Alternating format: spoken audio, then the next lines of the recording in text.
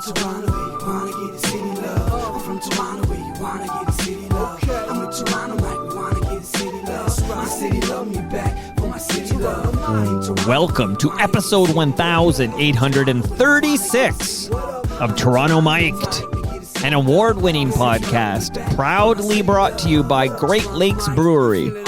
Order online at greatlakesbeer.com for free local home delivery in the GTA. Palma Pasta. Enjoy the taste of fresh, homemade Italian pasta and entrees from Palma Pasta in Mississauga and Oakville. Visit palmapasta.com for more. Fusion Corp's own Nick Iones. He's the host of Building Toronto's Skyline and Building Success, two podcasts that you ought to listen to. RecycleMyElectronics.ca. Committing to our planet's future means properly recycling our electronics of the past. And Ridley Funeral Home, pillars of the community since 1921.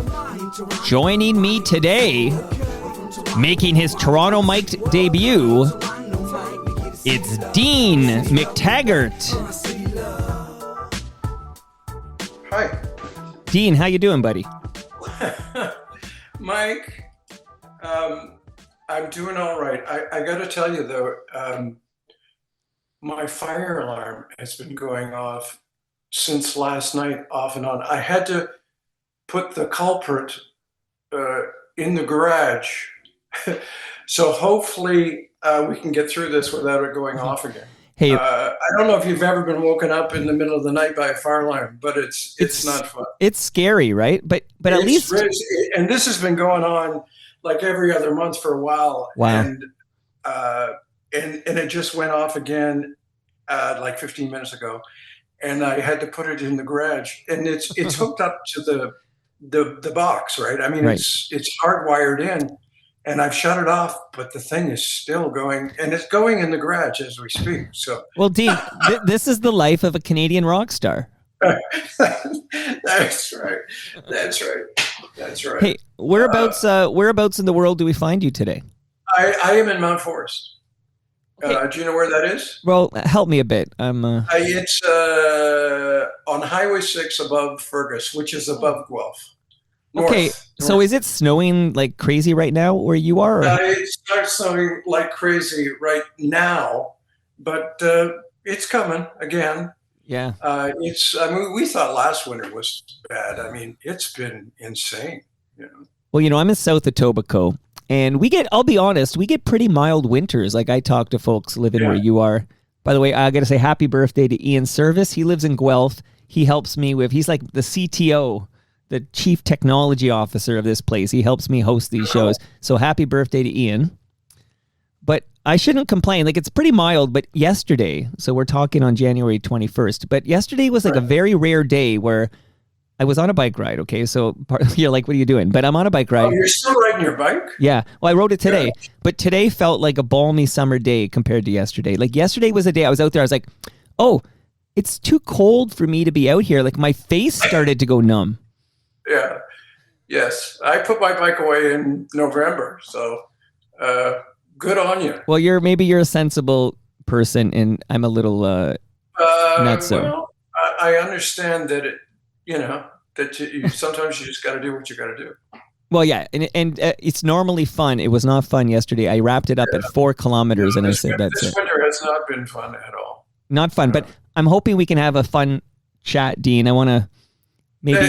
But if the smoke alarm does go off, you'll know that it's not because what we're doing is going bad. It's just because that's what's going on. No, here. You've given me a good heads up, and I won't hold it against you.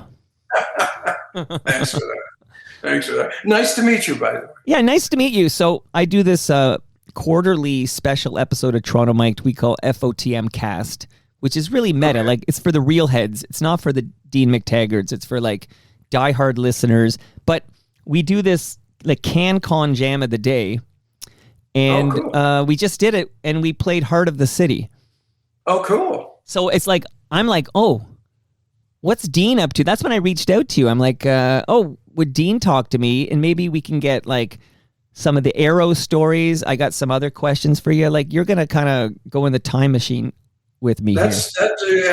I'm willing. Okay, good. So, That's, yeah. you know what? That's everything, you know, and because you're, but having said that, Yeah. you know, a lot of that stuff was a little while ago. So we'll see. well, hey, if you can remember it, you weren't there. Yeah, that's right. Something like that. Okay. That's right. So one thing I want to shout out Basement Dweller, who wrote in and just said, the Arrows were a great band back in the day, especially on their fierce tracks, Meet Me in the Middle and Heart of the City. So we'll get to that. But I'm wondering, like, Dean, who were you when the Arrows were formed? And can I get like some Arrows origin, like superhero origin story here? Well, I grew up in Brampton and, you know, on the edge of Toronto. So we grew up with, you know, my heroes were the Mandela. I don't know if this may be way before your time, but Dominic Triano and guys like that. Yeah. Donnie was my hero. Guys like that. We started out as R&B band. My friend Mike Slosky and I started the Arrows probably in 81 or so. And, you know, did the cross Canada in a van a number of times. And then started writing original material and signed to A&M Records. That's sort of how everything started. Okay, but that's 1981. But like, That's so right. like, when do you realize, hey, I want to be in rock and roll. I want to be a musician. Oh God, I was singing in Peel music festivals when I was 9 years old.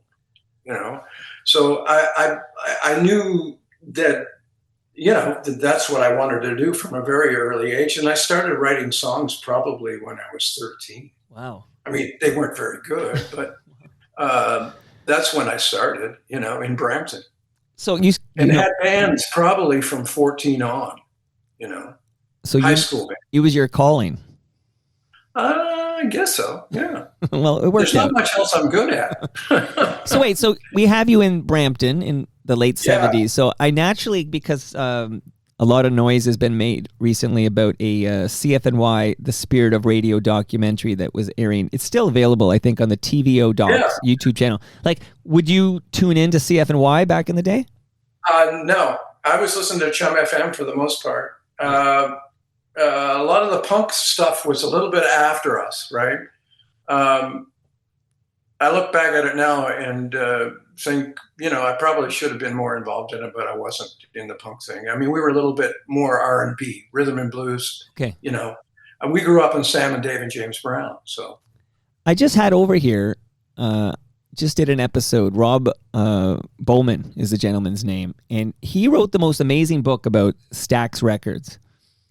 Like, I'm just throwing this into the abyss, and he's a part. There's an HBO doc about Stax, and man, the Stax story. I've seen it. Yeah. Like I said, that's the stuff we grew up on. I mean, I've been to Memphis, and I've been, you know, we've been to Muscle Shoals, all those places where all that stuff started. It's pretty amazing. Well, that's Rob Bowman's other book. This is the Rob Bowman episode because Muscle Shoals is his other sweet spot. Yeah. So. Muscle Shoals, my wife and I did a trip to New Orleans, and on the way there stopped at Muscle Shoals, and it's like in a strip mall, right? Where Aretha was, where Wilson Pickett was, and we were lucky enough the day that we were there that there was one of the owners that was there and told us everything about every piece of gear, and it was just I mean, for someone like me, it was just amazing. Yeah. Okay, so now we'll get you back to 1981. Actually, if you don't mind, I've got a few songs here. I might play a little song just to get into it with you, okay? So hopefully you can hear this, but let's kick this one out.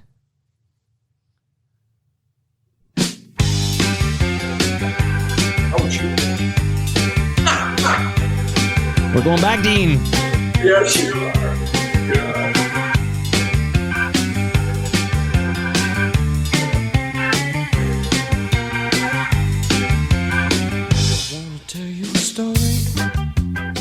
Every man ought to know.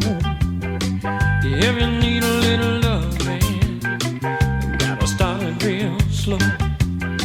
She's gonna love you tonight if you just treat her right. You squeeze her real gentle, make her feel good. You tell her that you love her like you know you should. 'Cause if you don't treat her right, she won't love you tonight. Hey, hey, hey. Alright. You gotta So, Dean, I'm loving this, man. Like, what are we listening to here? That's Treat Her Right. That's an old Roy Head song. That was one of the first things we ever recorded. And I think we recorded it at Kensington Sound, maybe, or either that or Grand Avenue in Hamilton. But I think it was Kensington Sound. That was like one of the original members of, I'm trying to think, I know Dennis Kelly was in that band, and Mike Slosky, the original drummer. Man, that's going back there. That's the first single. That's on El Macabo Records, right? Yeah, I think you're right. And so, okay, so this is where it all begins for the Arrows, because Pretty much, yeah. this leads to, you got I don't know, we call it a mini album. I don't know what you want to call Misunderstood. And back then we called it an EP, that we did at Grand Avenue with Daniel Lanois actually engineered for us, so that was a big deal for us. Well, can you give me some more detail, like, before we move on? Well, we did 3 original tunes, and we did a cover of "Don't Let Me Be Misunderstood," the old Animals thing. And I did listen to them about 6 months ago, and I sounded very young. But yeah, that Treat Her Right, then the EP, and then we were writing, and I got hooked up with David Tyson, who did a lot of producing, and we wrote a lot of songs together, and wrote a lot of songs on on both Arrows records. So that happened after the EP. So we'll get back to David Tyson, because you also wrote some big jams for other artists. Yeah, which we'll get to. We'll get to that, of course. But here we are in the Arrows segment of the conversation. What was it like working with Daniel Lanois?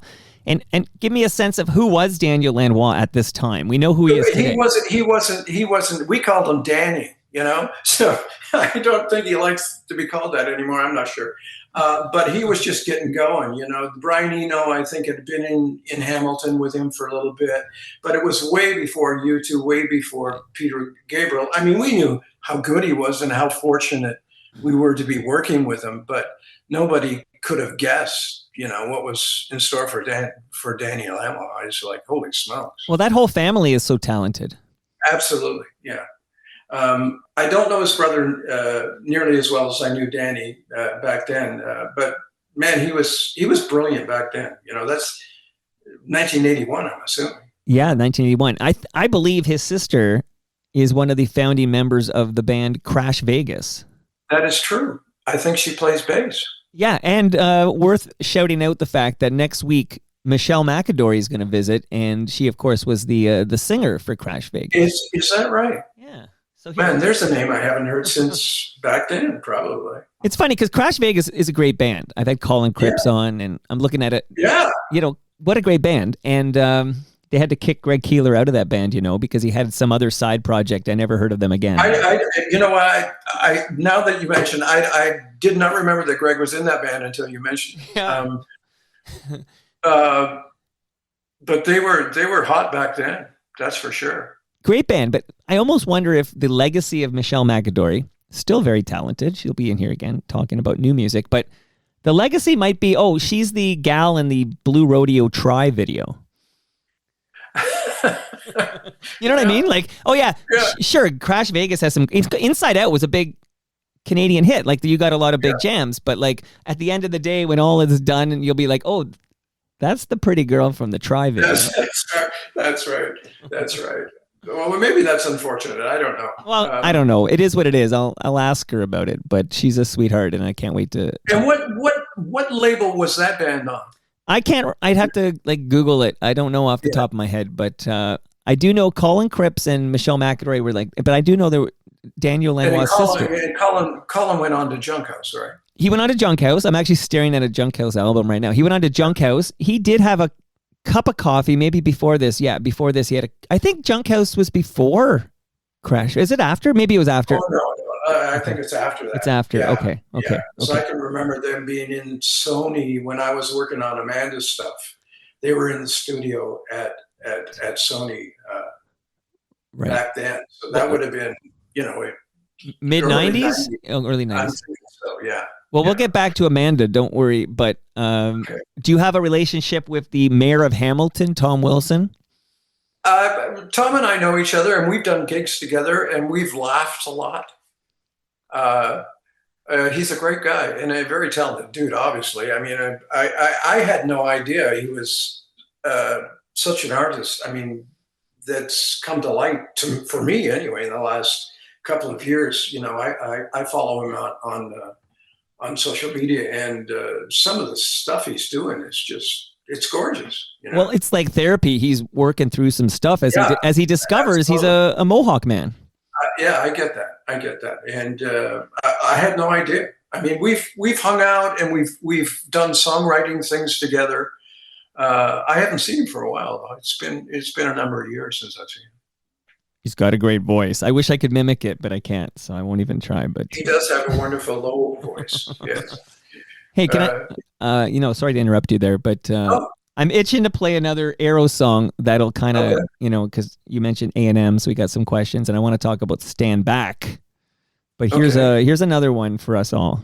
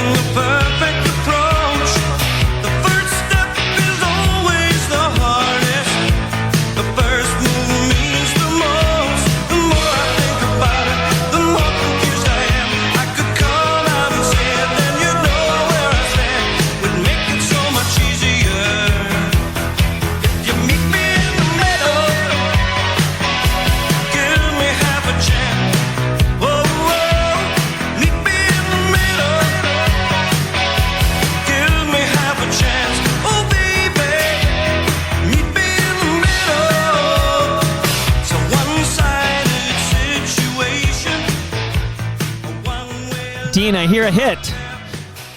That's a pretty good pop song. Yeah. I can't help but sing along.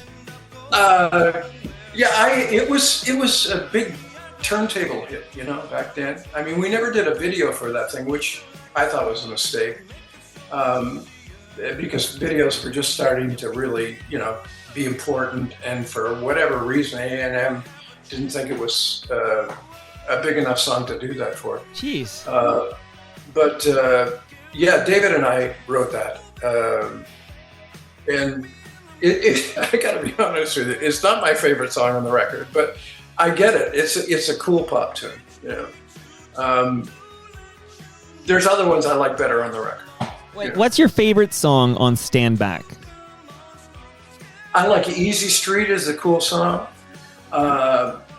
Generally, it's what I went through to write them too. That dictates how I feel about them a lot. If it was an easy write, or if it was magical, and I mean, I feel different about it. Easy Street is probably that wild. The Wild One is another song I really like on that record. That was written about a friend of mine who passed away. So this song is just, hey, let's try to write a poppy radio-friendly single? Yeah, we weren't trying to. It just kind of happened,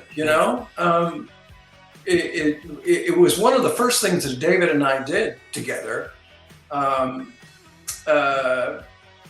then took it to the band, and the band kicked the hell out of it. So, the Arrows, I was really fortunate to have that caliber of players, those guys,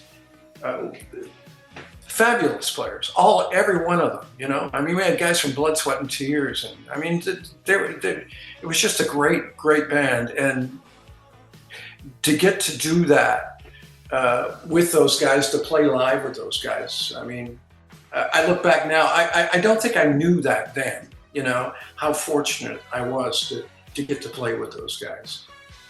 Well, if I knew now what I knew then, or something like that. I got to finish that one. But it does seem like the group, the membership of the band, the Arrows, changes quite a bit through the years with one constant, and that man's name is Dean McTaggart. Well, yeah, Rob Gusevs was there for most of the time, but yeah, we switched, and Earl was there for both records. I mean, we get, you know, I get calls every once in a while to, the Arrows need to reform and go out and play some gigs, and it just wouldn't be the same. It wouldn't be the same without Earl. You know, Earl passed away in 1999. Yeah, I'm sorry. And it would not be the same without him. He was a saxophone player, and he was just the heart of the band for me, you know. No, I can totally appreciate that, but I bet you have had. We went through drummers and we went through bass players. Bob Economou was the last drummer. I think we probably had 3 or 4 drummers over the course of those 2 or 3 records, counting the EP, right? Have you received an email or a call from Ed Souza saying, "Hey, I have a bowling alley in Mississauga that needs the Arrows to play it"? No, who's that? Fill me in. He's a chap. He's been bringing like 80s bands back to this bowl. It's literally a bowling alley in Mississauga, and they've kind of configured it so you get like Strange Advance, for example, or I saw Strange Advance were out playing again. Yeah, wow. That's where they'll play, or they'll, you know, Honeymoon Suite will play. Yeah. Or Spoons. You know, Spoons, right? Yeah. Well, Spoons are, you know, they're always playing somewhere. Yeah, as were Honeymoon Suite, but Strange Advance was one I hadn't seen for a long time. Yeah. You know? Well, so you're now an FOTM, Dean, which means friend of Toronto Mike, and Strange Advance, the main guy from that band, has been over, and we've had a good chat about that. So I do have a question, though, about the name The Arrows before I forget, which is, where did the name come from? And then I'll have a follow-up after I get that story. Okay. You know, the one of the most difficult things when you're starting a band is to find a name. And that was, I think it might have come from one of the original guitar players, Rusty McCarthy, who ended up playing with Mary Margaret O'Hara and a bunch of other people. Rusty was the original guitar player. I think the Arrows might have been his name idea. Quite honestly, I don't remember. We went through a number of names, and it got to the point where we just said, "Okay, that's it. That's it." Right. Because like I said, it's probably way too much trouble picking a name, you know. But has anybody come up to you over the years, or maybe the question should be, how many people have come up to you over the years and said, "Oh, I love that song you wrote. I love rock and roll"? I used to get that more than I do now. Yeah. That was the other Arrows, right? Yeah, that was the British Arrows, which were, you know, predate Arrows, you. Right. So did you ever get like a I don't know, a cease and desist letter? No. Surprisingly enough, because I did think that was, you know, after I realized, after we'd been together for like 5 years, right, that there was another, but obviously they didn't care about it much. So and I mean, in North America, we didn't hear any Arrows. We heard Joan Jett's version of "I Love Rock and Roll." So nobody was smart enough. We didn't have, you know, Wikipedia or whatever. People, only the true savvy musicologists among us would say that's an Arrow song. That's that's right. That's right. Man, that was a while ago too, right? Yeah. But the Arrows, 70s. The British Arrows. When was that band around? Like, the 70s. Yeah, 70s. Right. Yeah, that's a 70s band. But best known for writing, I guess they recorded the original version they wrote of "I Love Rock and Roll," which became a monster hit over here when Joan Jett covered it. So right. But I just wondered, I can see people saying, "Dean, you wrote that 'I Love Rock and Roll'? Man, that must be buying you a cottage in Muskoka." I never got that much. Okay. So recap here, just because I'm curious how the sausage gets made here. Okay, so you make that EP with Daniel Lanois, Misunderstood it's called. And that A&M, is it A&M hears that and says, yeah, we like the cut of your jib, we're going to sign you? Yeah, pretty much. Yeah, Michael Godin was the A&R guy. And Brian Adams was their big artist then, right? Right. So yeah, we did the first record. We recorded some of it in Toronto. I think we mixed it in New York. The first record, Stand Back. Stand Back, yeah. And then we went out and played a lot. We did a tour across Canada tour with Krista Berg, and then we went to through Europe with Krista Berg, Germany for the most part, France, Holland. And that was fabulous. All those guys in that band are still friends to this day. And then we did came home and did the second record, or the second full record for A&M. The lines are open.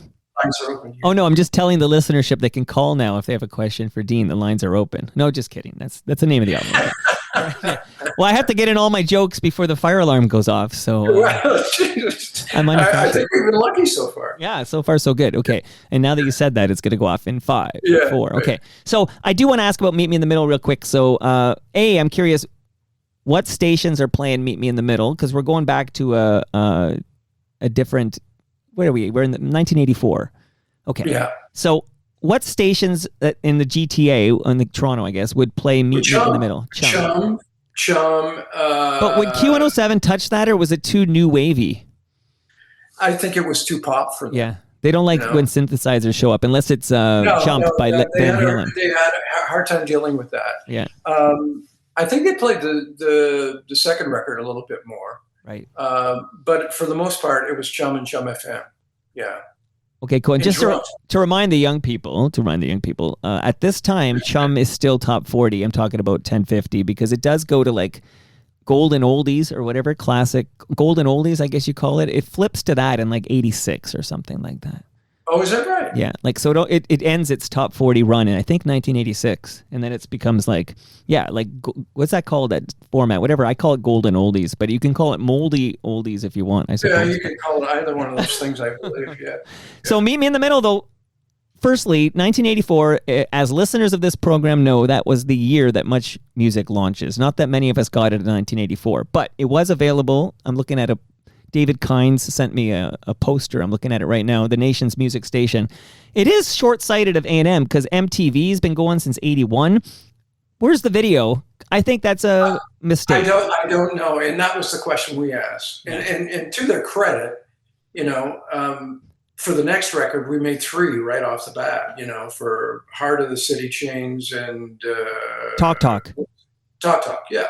So to their credit, we did that. But yeah, we all thought that was a mistake. But what are you going to do? And also, like, what would video hits with Samantha Taylor and Toronto Rocks with John Major? They need some Canadian content. Let's get some Meet Me in the Middle. Well, man, there's a couple of shows I haven't heard about for a while, and I know that Earl and I did the John Major one. Yeah, Toronto Rocks. John Major, sadly no longer with us, but oh, is that right? I didn't know that. Quite some time ago he passed away. I believe he's definitely American, but I believe he was from Cleveland, but I got to confirm if he's from Cleveland. But regardless, I just thought of Michael Williams saying, "No Cleveland, no Bowie," but that's a whole different episode of Toronto Mike. So, what was this Krista Berg, being the opening act for Krista Berg, Going Concern in 84, had the big hit, of course, the monster hit, but like, what's that like? It was fabulous. In Germany, in particular, but a lot of Europe, he was, godlike. I mean, he was Springsteen-like. I mean, we were playing to 8,000-9,000 seaters in some cases. Some of the other bread and butter things during the week were, would be 3,000 or 4,000 people. But, Berlin, the big cities, it was huge. He was huge. And, you don't realize that sitting in Canada, just how big he was over there. But, it was fabulous for us because most of the guys in the band were Canadians and we knew them. They were friends of ours. So we were on the road with them and we stayed in the same hotels. It was just a fabulous experience. Just couldn't have been better. And Chris couldn't have been more of a gentleman than he was. I mean, we did a lot of opening stuff and you can get treated like crap, Chris was not like that. He was a class act and still is, Well, that's because he's I believe he's Irish, right? He is Irish, yeah. Yeah. Okay, because he's born in Argentina, but he's Irish guy. Okay, one thing. That's right. One interesting note though is that you're on tour with him, and he's a big deal in Europe. But you're on tour with him before he releases by far his biggest North American hit, "The Lady in Red." Yeah, but he was playing that then. Okay, so maybe it comes out in '86, but okay, so that you're hearing it on that tour. We were hearing it then. I'm pretty sure. I'm trying to think. Is it "Man on the Line"? Is the record that he was doing then? Is that what record was "Lady in Red" on? Well, I can tell you, it's on "Into the Light." Okay. Which comes out in after "Man on the Line." Yeah, which is 1986, and that was. Here, I gotta kind of. I know he was playing that song there, so obviously they hadn't recorded it. And how is the "Man on the Line" is 84, and it's got a single called "High on Emotion," which was kind of a big deal. And then the follow up is "When Lady in Red" is like the first single that comes out on the album "Into the Light," which is 1986. I'm positive he was playing that song. Amazing. Okay. Of course, I could be wrong. You know what? When this is the West, so when legend becomes fact, we print the legend. There you go. Just kidding. Okay, so now this is pretty cool because I have one more jam I got to play for you here. I could play. You have a few singles coming off. The lines are open, but I got to do this because this is what inspired your visit here today. I was listening to this song and I'm like, would Dean talk to me? And you never know, right? Like I've reached out to, Zappa Costa was like excited to talk to me from Edmonton, and there's some chaps. And I love Alfie. Alfie, I've known Alfie for years. We wrote songs together, but Alfie and I, when I lived in Brampton, years before we moved out of town in 2000, so it's way before then. But Alfie and I have had some crazy nights together. Yeah. So because I mentioned Alfie Zappa Costa, I'm calling an audible on the line of scrimmage, okay? So I was going to dive into the lines are open, but since I'm in like 1985, what can you tell me about recording Tears Are Not Enough? I wasn't there. So tell me that story then, because why do I think you were there? I have no idea. So I felt disappointed that I was left out. I can remember that, but I wasn't asked. So this is interesting to me because I believe that there's obviously erroneous documentation out there that say you're in the chorus. But you would know. My memory's bad, but it's not that bad. I think I would have known. Okay, so you did not. And again, I'm just, I'm like Lorne Honickman here. I got to get the definitive answer here. I talked to him yesterday. So really quickly for the listenership might find this interesting. There's a city councillor here named Brad Bradford who's running for mayor of Toronto this year. And he's been on a few times. And he wrote this Instagram post about how after our big snowstorm on, I think it was Thursday, we had a big snowstorm here. Yeah. And he posted that this city was clearing the bike lanes before it cleared the roads. Okay. Now, when I read this, it was right after I did a 30K ride on the Friday. So the Thursday, the snow falls. We got like 25 centimeters or something, which is a lot for Toronto. Right. I know you guys laugh at that, but okay. So well, you have to bring in the army, right? But on Friday, I go for a 30K ride to the junction, and I do this route, and it's all bike paths. And along the way, I'm seeing, basically, I have to risk my life several times because the bike lanes are completely unrideable because they're used almost as spots to dump snow. And there are parts where it's just simply, and I had a bike with like snow tires on it. Forget about it. So I have to go on two big streets. I had to go on Lakeshore and I had to go on Bloor Street and hope that these cars didn't run me over because they're like, who the hell are you to be biking on the day after a snowstorm? But so I had this experience on Toronto Bike Path. And then I read this note that FOTM, Brad Bradford says that they're, and all the streets were clear on my ride, and a lot of the bike lanes were just unrideable. And I was kind of like, so I wrote a piece where I didn't call him a liar, but I said he was lying to us. And then I just shared my experience, and I said I was disappointed in him. And then Lorne Honickman, who is my lawyer, was very concerned. He said that I can't just say he's lying. I have to ask an open question of like, what's he talking about? Like, so I got a whole, like, so yesterday Lauren calls me and gives me a very, this is kind of, I know this is a boring story, but he basically gives me all this legal advice that I can't write what I wrote about Brad Bradford. And then basically at the end of this all, I refuse to edit it. Brad Bradford is invited into the studio to talk about it, but I wrote what I wrote and I stand by it. But I love Lauren that he cares about me not getting my ass sued, and he's giving me loving advice because he's a lawyer. He thinks like that. But Lauren wants me to ask you definitively right now, Dean, were you at Manta Sound Studios in Toronto on February 10th, 1985? I was not. Mind blow. That's a mind blow. We have to make an edit to the Tears Are Not Enough Wikipedia page. Oh. Because I was not aware that it actually stated that I was there. It's got you listed as a member of the chorus, but it is news to me. Well, now I need to. Why were you omitted? You should have been there. I'm trying to think. Is it because you mentioned Bryan Adams? You know, the brain trust of this Tears Are Not Enough is the Vancouver contingent. Bruce Allen, you know, Jim Valance is co-writing this thing with we mentioned Bryan Adams. So, and then David Foster's producing it. There's a Vancouver heartbeat to Tears Are Not Enough. Were you to Toronto? Maybe. I have no idea. All I know is I never got a call. You want to know who else didn't get a call? Because I had him on the show and he didn't get a call. And he says it's because Bruce Allen was pissed at him. You want to know who didn't get a call? Yeah, I do. Randy Bachman. Really? Well, that surprises me. Yeah, well, you're in good company, I'm telling you. Well, now I don't feel so bad. Now I feel bad that I was going to ask you all these questions about a recording you weren't invited to. There you go. A party I wasn't invited to. I don't know what to tell you. No, you weren't invited. I can guess what it was like. Okay, guess. You know, I was not there. So well, Mark, sure I can tell you, Mark Holmes from Platinum Blonde. Remember, this is for famine relief in Ethiopia, right? So he took a limousine to the recording. Of course he did. We opened for them a couple of times. One at Maple Leaf Gardens, and that was an experience. A million screaming girls, and they weren't screaming at the Arrows; they were screaming at Platinum Blonde. Sounds like situation was critical.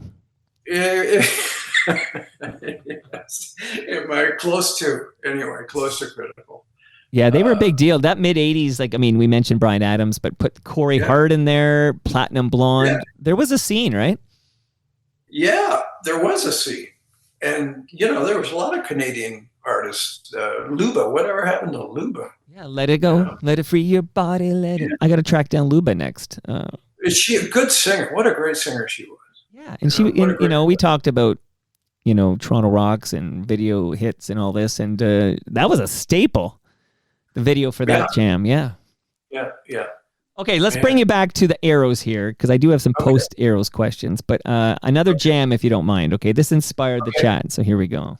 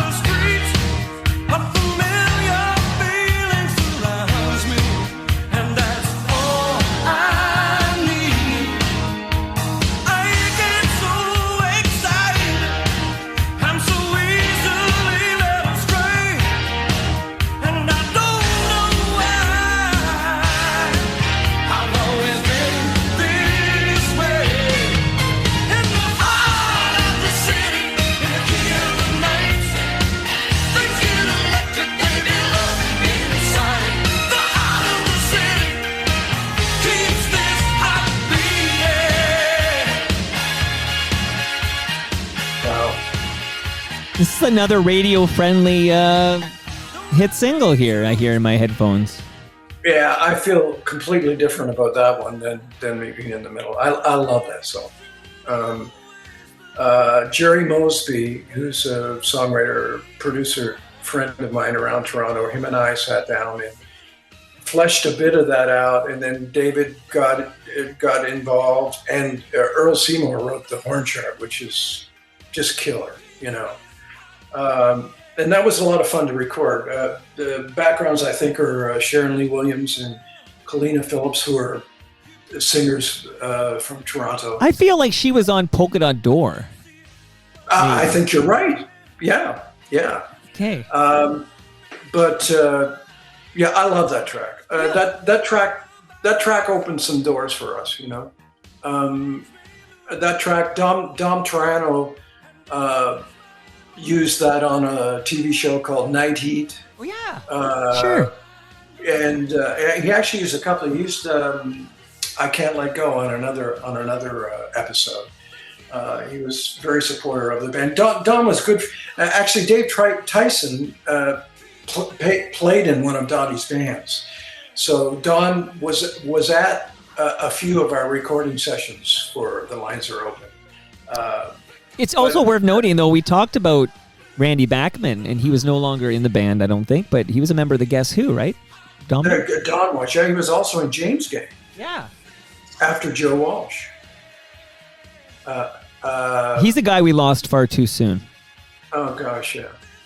And just like, you know, they say you shouldn't meet your idols and stuff, but Donnie wasn't like that. And he was just super approachable, just a pro, a gentleman. I had the pleasure of getting to play with him on a number of occasions. There was an old club called Derringers in downtown Toronto, which we were a house band there, and Don came in and sat in for a couple of nights with us. I think Amos Garrett was another guest. Anyway, Don, I can't say enough good things about Dominic Toronto. Just a brilliant, brilliant musical mind, you know. Oh, I hear nothing but great things. Yeah.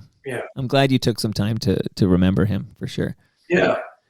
Question about the video, though.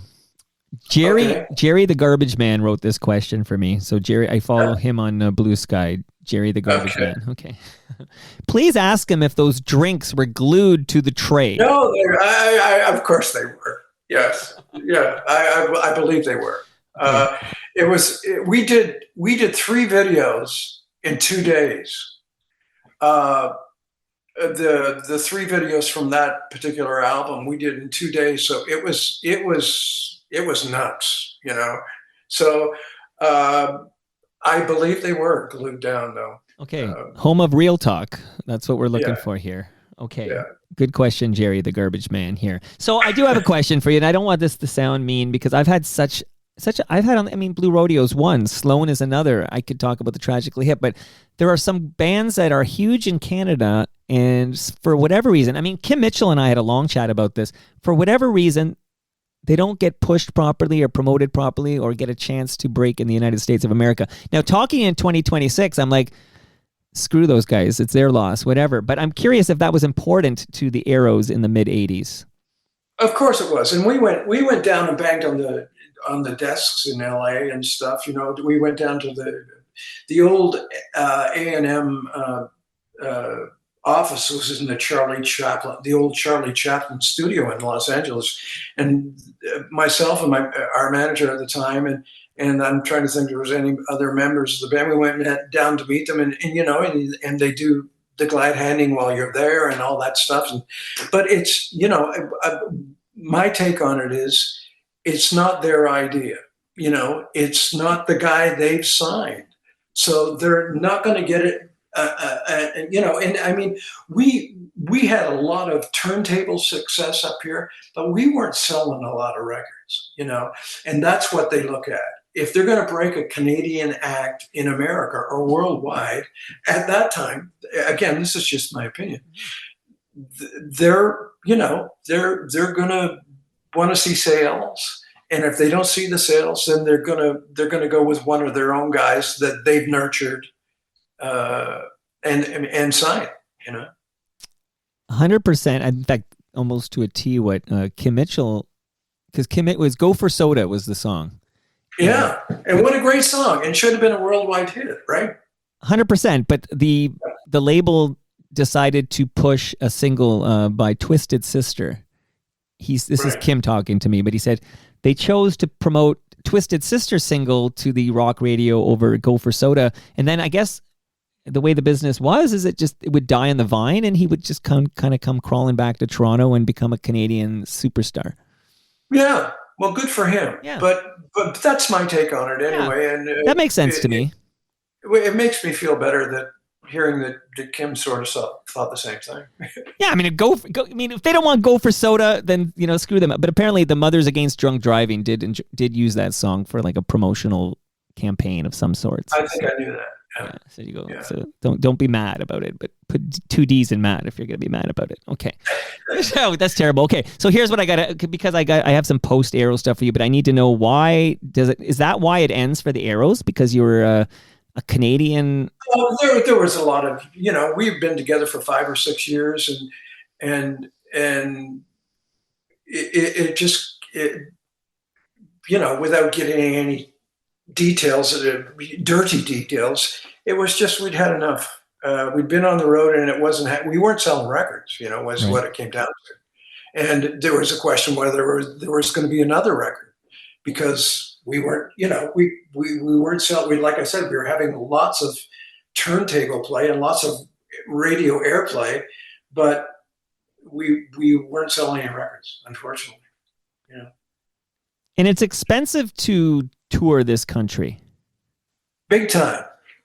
I mean, and even back then, I mean, if to put production out there, to go on the road, it is not cheap. No. And as far as the band breaking up, it was just kind of one of those things that it just came to an end. It was we still talk to each other and we're still friends, but we realized that it kind of ran its course, Right. Now, post Arrows, I have a question from Avery, who writes in and says, how did you come to write How Long on Harem Scarem's self-titled album from 1991? Wow. I met Pete, and I'm having a brain cramp about the singer's name, and it's going to come to me in a minute. Well, you do. You keep talking, and I'll spit it out in this moment here. And there was Harry Hess. Harry, of course, Harry Hess. Jesus, Dean. But I am 73, by the way. Well, you're doing. You know what? You're doing very well. I was braced for you to I don't remember the 80s, but you're kicking ass. All because you don't remember that you were on Tears Are Not Enough by the Northern Lights. Well, I think that's a definite, though. Leona Boyd says she saw you there. Okay, so who was that person? But anyway, I'm joking. Please continue with the Harem Scarem story. Yeah, the Harem Scarem, and Pete and I still talk all the time. But we're friends, and we've written songs since then. Myself and Gerald O'Brien, who is another songwriting friend of mine who we've written songs together over the years. We were, I think, in the running to produce the first Harem Scarem record, and that fell apart. But somehow, because of that, Harry and Pete and I got together and wrote that song, How Long. Like I said, I still talk to Pete all the time, and he's a good friend. Glad to hear it. Now we're going to get to Amanda Marshall shortly, but I don't know much about the wonderful singer that is Wynonna Judd, but you worked closely with her writing some big jams, right? Well, actually, here's the deal. Yeah. David and I wrote with a girl called Tina Arena. Oh, right. Who's Australian, okay? And probably the best singer I ever worked with. And that's saying something because I've worked with some great singers. We wrote Heaven Help My Heart. We wrote Love's Funny That Way. Both those songs. Unsung Hero. Unsung Hero, another one. But Heaven Help My Heart and Love's Funny That Way, in particular, Heaven Help My Heart was a huge hit for Tina in Australia and some other countries. And that's how Wynonna heard both those songs. She cut Heaven Help My Heart, Love's Funny That Way. And that's how those, they're fabulous recordings. David produced that. I don't think I said that, but produced the Tina Arena stuff. Right. And Wynonna's people got a hold of them because of Tina Arena. I'll tell you another little story is that yes, please. Right after she cut a couple of things, Wynonna called me one day out of the blue on a Sunday morning. She'd just come from church and said, and I had sent her some more stuff because she had cut and I met her. I'll tell you a real quick story. I took my mom, my son, and my wife to see Wynonna in Toronto it used to be Ontario Place, right? And we were 5 rows back, and before the show, we went and met her, and I had this sheet music for Heaven Help My Heart, and we were in the line. She said, "What are you doing with that?" I said, "Well, I wrote the song." She said, "Oh, good." She said, "Who's this?" And she was so nice to my mom and my son, who was very young at the time. Anyway, we went into the audience, and she opened the show with our song. And now, whether she did that because she knew we were there, because she did look down, right. It was like, man, it don't get it for a songwriter. It don't get any better than that, And I'll interject to say that "Heaven Help My Heart" by Wynonna Judd went to number 14 on the Billboard country charts. I won an ASCAP award for that. Wow. Yeah. That and Dark Horse, actually. Well, Anyway, the point I was going to make, she called me on a Sunday morning and said, "You sent me these songs." She says, "I'm going to cut that Dark Horse song." And I said, you can't do that. I'm sorry. You can't do that, because Mila Mason had just cut it and it was coming out as a single. And I had to tell Wynonna Judd, you can't record that song. I'm sorry. I don't think she was very pleased. Anyway. Oh no, that's it's funny. I just watched a documentary. Hold on, I got to get the right names here.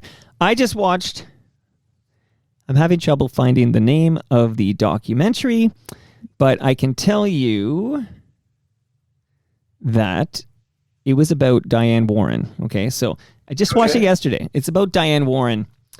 And apparently Diane Warren, she wrote a lot of songs and a lot of big hits. She writes a lot of songs. Yeah. She got Aerosmith a number 1 hit. But she wrote a song, and she offered it to 2 different singers at the same time. It was, I can't believe I'm blanking on the name of this song, but if I go to her wiki, maybe. It was a huge hit. And I want to get, Leanne, okay, How Do I Live, okay? Okay. So she writes "How Do I Live," and I thought this was very uncool of her to do this, but she writes "How Do I Live," which is a great song. It's going to be a hit, and she gives 2 artists this song to record at the same time, but they don't know that the other's recording it or whatever. I think that's kind of uncool too. Yeah. To me, I don't think it's good for your credibility, although it's Diane Warren, so Yeah, but okay, so the 2 artists aren't even. So one artist is Leanne Rimes, right, and one is Trisha Yearwood. So they both are basically going to drop this big bona fide hit, and they have to battle it out in the charts. Like you can see, I think Leanne Rimes had the bigger crossover hit anyway, the bigger hit. Right. But they were both big hits. But I was just thinking, the whole idea of big artist, you can't record this song that might put some nice money in my bank account because another artist is doing it. Well, when I said that to Wynonna, it was, just because the song was coming out by Mila Mason, within the next 6 weeks as a single. So I figured she had to know, I'd had to. That's because you're cool. That's a cool thing to give her a heads up. Right. And because that name, Mila Mason, is not a big name like Trisha Yearwood or Leanne Rimes. No, but it was a big song. It was the only hit she ever had. Right. It was like I said, I won an ASCAP award for her version, her country version in the U.S. Okay, so we're gonna close with some Amanda Marshall talk, but I just want to shout out that song we mentioned, Unsung Hero, Terry Clark had a pretty big hit with that too. She cut it too, yeah. And again, probably on the strength of Tina Arena's demo, Yes, 100%. And I like saying the name Tina Arena. Like, it's fun to say. She's quite the character, and still sings her tail off. And the record that Heaven Help My Heart was on just had its 30-year anniversary. So she's doing a big tour through Australia and stuff, and that's good for me. Oh no, this is all good for you. See a little bit of more radio airplay than we were. So absolutely, that album's called "Don't Ask." That's right. Yeah. Okay, so are you ready? And then at the very end, if I missed anything you want to shout out, of course we can do that. But I want to talk about Amanda Marshall, because... What do you want to talk about?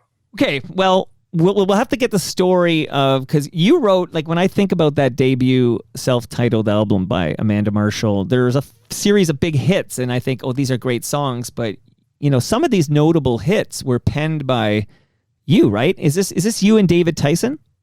Yeah, for the most part, yeah. The most part, yeah. Like, so how do you, like, can you just tell me how you get involved with, because I've had, for example, I can tell you exactly how I got involved with her. I was signed to TMP Publishing, which is Frank Davies. Frank Davies started Daffodil Records with Crowbar, Foot in Cold Water. Frank Davies is a great, great publisher. Anyway, and still is very, very active publishing songs in Toronto, and a gentleman. He had a guy working for him as my song plugger called Mike Roth. Mike Roth ended up as head of A&R for Sony Records. He sent, after working for us as a song plugger, when he went to Sony Records, he sent me a cassette of Amanda Marshall's voice doing cover tunes. He said, we're thinking of signing this girl. Have a listen. Tell me what you think. I said, she's great. I sent the tape or he sent the tape to David Tyson. David said, I think she's great too. So I went to LA, where David was based out of then, and we wrote Birmingham pretty much in a night. And that was the one that opened the doors for Amanda Marshall. She came down, and pretty much what's on the record is what she sang that night. I mean, she's a great singer, just a great singer, She was very young and, just getting her feet wet as far as songwriting was going. But you could see what talent she had, just amazing singer. Well, two of her biggest hits on that album, Dark Horse and Birmingham, you're a co-writer of both of those. Yeah, I had 4 on the record. Last Exit to Eden and Trust Me, This Is Love too. So, okay, I don't even know, but what you can say to this, maybe you can say nothing, but okay, so she was known at the time before the debut album here, which is called Amanda Marshall. I think most Canadians own a copy of this CD, actually. This was huge, but... It went diamond here, yeah. Which big. Is $1 million. Well, Birmingham, like, I mean, I had on the show, because he has a song on that album too, but not a hit like yours, but Christopher Ward's been on this program. I know Chris, yeah. Of course, and he, of course, I think David Tyson has his fingerprints all over the Atlanta Miles album. Yeah, well, he produced it, yeah. Yeah, he produced it, right. Right. But it's such a small world, it's all going to connect because, of course, Black Velvet. So Black Velvet was co-written by Christopher Ward, who was dating Atlanta Miles as well, which is a fun fact here. So, and that's how Greg Keeler got in Crash Vegas, because he was dating Michelle McAdory at the time. So this is an important Canadian musical history. You gotta, Okay, but here's a long-winded way of saying. So the first exposure some of us get to Amanda Marshall is the Jeff Healey band. That's right. And she's, I love Jeff Healey. I live pretty close to where he's buried, actually, at Park Lawn Cemetery. Jeff Healey, what a legend. But the drummer of the Jeff Healey band is a guy, he's no longer with us, but he's also been over for an episode, is Tom Stephen. Yeah, yes, I know Tom Stephen. Yeah. So, shout out to Ridley Funeral Home, he's no longer with us, but it was Amanda's kind of disappeared she's not very old now, but she disappeared she's in her 50s. Yeah, like probably early 50s. Yeah. But she disappeared for a couple of decades because she had a follow-up to this self-titled, which had a lot of American interference, I call it. And then it was noticeable to me that she doesn't really come back for her resurgence, her return, until Tom Stephen dies.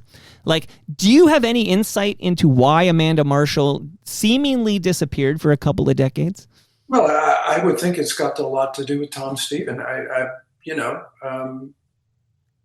My experience was David and my experience with Tom Stephen was not very pleasant. I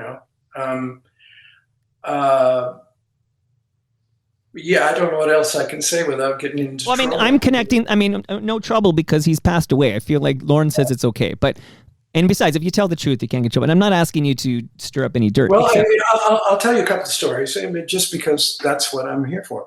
It's like that after Birmingham came out in America, that Tom went down to Tommy Mottola at Sony and banged on the desk and said, "You got to release Dark Horse, and this next single, this is what it's got to be."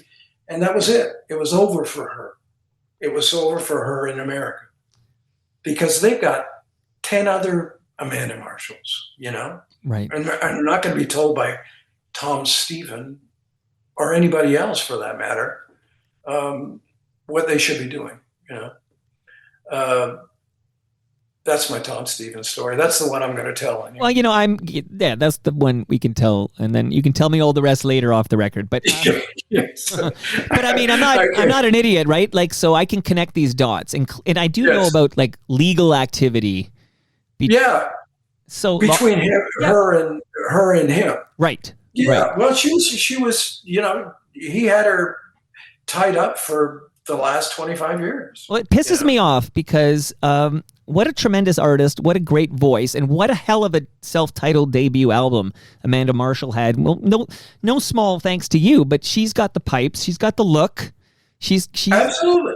But she did, in my estimation, she didn't have the songs after the first record, and that may be part of Tom Stevens' doing too. I'll tell you another little story while I'm thinking about it. Sure. It's like there's a song on the record called Last Exit to Eden, which is pretty much mine. And he came to us after it was recorded and said, I want a piece of that song. I want a piece of that song or it's not going on the record. You know who that sounds like? He said, Amanda wants a piece of, and that means he wants a piece, right? Because he's got a piece of her. And we just said, and knowing Mike Roth, the A&R guy, they'd spent $15,000 on the track. There's no way they were pulling it off the record. And we just said, that's not going to happen. If you want the song, it's as is, you're not going to get a piece of it. Anyway, that's what she was dealing with for the last 25 years, in my estimation. Now, I have tried very hard to get Amanda Marshall to visit the basement here for a chat because she's on a comeback after Tom Stephen passed away. But I'm unsuccessful so far, but I'm still trying because I would love to talk to this talented Canadian musician. So would I. You can co-host that episode with me when it. I haven't talked to her in 30 years. Yeah. It's it's unfortunate. And again, it is unfortunate. But she hasn't talked to David. I know she hasn't talked to David. Right.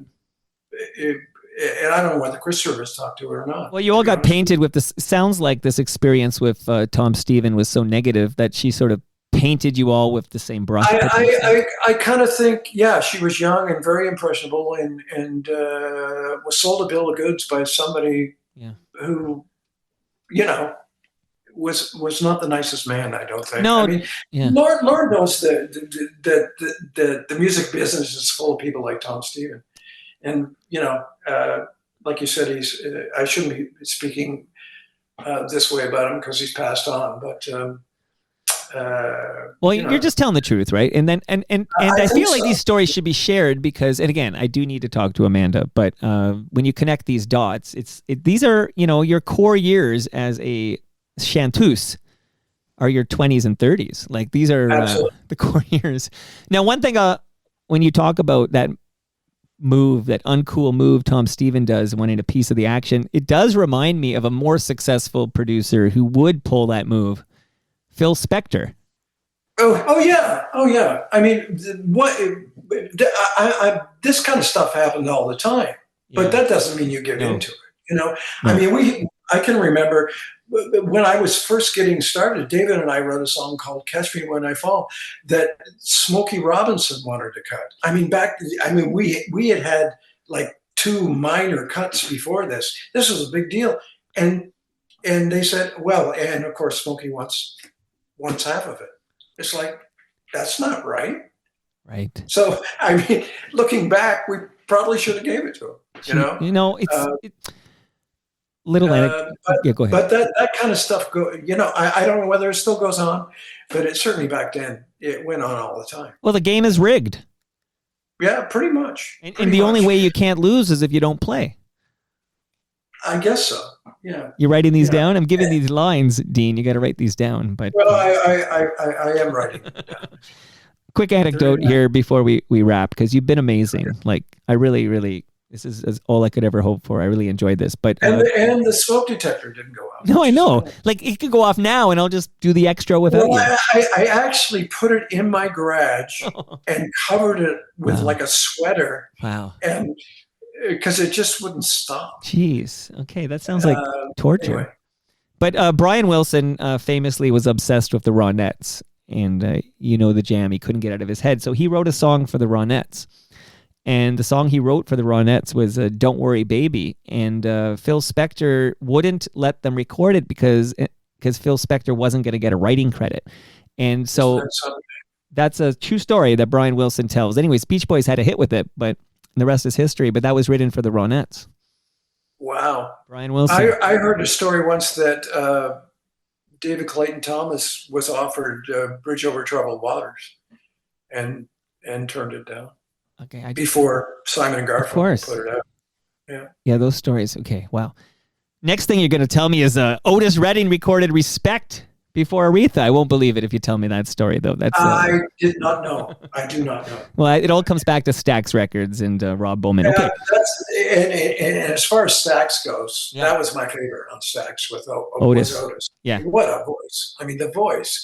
And to think that he wrote those songs, and Steve Cropper just passed away like a few months ago. Right? Yes. And that was my guy. That band, if you see any of the early footage of Booker T and the MGs, there's one from Norway or something. Those guys could play, Duck Dunn, I forget what the drummer's name is, Al something. Fabulous band. Anyway. No, love that chat there, and what inspires you, and that's all legendary stuff. And if people want to check out the recent visit from Rob Bowman, we go into all that. But Otis Redding, there's a guy, when you think of what he wrote and what he accomplished, Steve Cropper produces Dock of the Bay, but of course it's posthumous. Yeah, absolutely. And it goes to number one. I believe in the history of Billboard, that was the first time a number one song went to somebody who had passed away. Oh, I didn't know that. There you go. I'm dropping the bombs on you here. That's a fabulous song. Well, fabulous song, good production by Steve Cropper, who's sadly no longer with us, and you're still going strong here. On our way out, like, what's occupying? I know you said you're 73, but there's no rest for the wicked, Dean. What are you up to these days? I still write, and I play the odd gig here and there. When a good songwriting gig, I like the songwriting gigs when I can just show up on myself now. I mean, I did a gig with a band last year, and it was fabulous, the playing part. But when you don't do it all the time, for me anyway, it's a lot of preparation to get ready so I don't get up there and make a complete ass of myself, But I still write 4 or 5 days a week. So, and that keeps me somewhat sane. I'll bet. And in your entire lifetime of writing songs, many of which have become rather big hits, like if you had to pick one, okay, the only song you get to keep that you wrote, which song do you keep? That's tough. I think Birmingham's the best lyric I ever wrote. Yeah.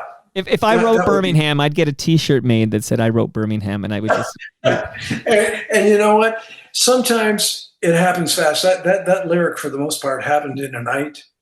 That is not the norm for me. Wow. Not for me. It just kind of fell out of the sky in LA one night, and there may have been some stimulants involved, but That's the real talk. yeah, it doesn't happen like that for me. It's work, more perspiration than inspiration for me, for sure. For the most part, most of the time. Wow. And we mentioned the name Christopher Ward, and we mentioned Much Music. It's worth noting that Christopher Ward is tied with a gentleman for being the first VJ in Much Music history, because when they launch Much Music, they both go through this paper wall thing. They burst through it. It's Christopher Ward. Right. Can you name the other guy beside him? It wasn't Mike, was it? No, he wasn't quite there yet. He's another guy from Cleveland, by the way, Mike Williams.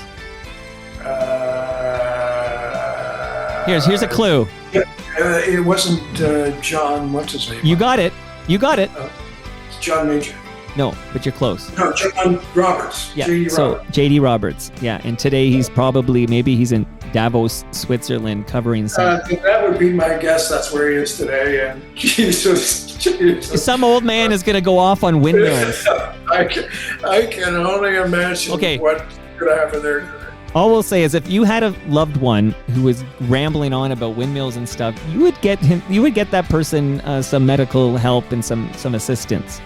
I would think so. It's scary. It would be funny if it wasn't so scary. Yeah, if he didn't have the world's largest military at his disposal, this would be rather hilarious. Just when you think he can't do anything any stupider, he does. All right. Well, Dean, I'll save you from becoming a target if we trash that guy anymore, because he's pretty thin-skinned narcissist, and apparently so. But I love this very much, and I appreciate you giving me all this time. And anytime you need anything, Toronto Mike is here. We can do this again sometimes. But I love this, so thank you. That's great, Mike. Thanks so much. It was fun.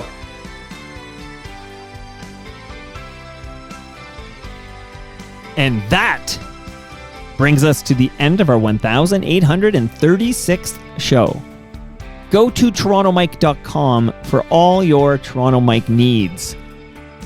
Much love to all who made this possible. Again, that's Great Lakes Brewery, Palma Pasta, Nick Iones, RecycleMyElectronics.ca, and Ridley Funeral Home. See you all tomorrow when David Bronstein. If you watched late night TV in the 90s, you probably saw a Dial-A-Date infomercial starring David Bronstein. We're going to talk about that and more live from the Toronto Mike Basement Studio. See you all then.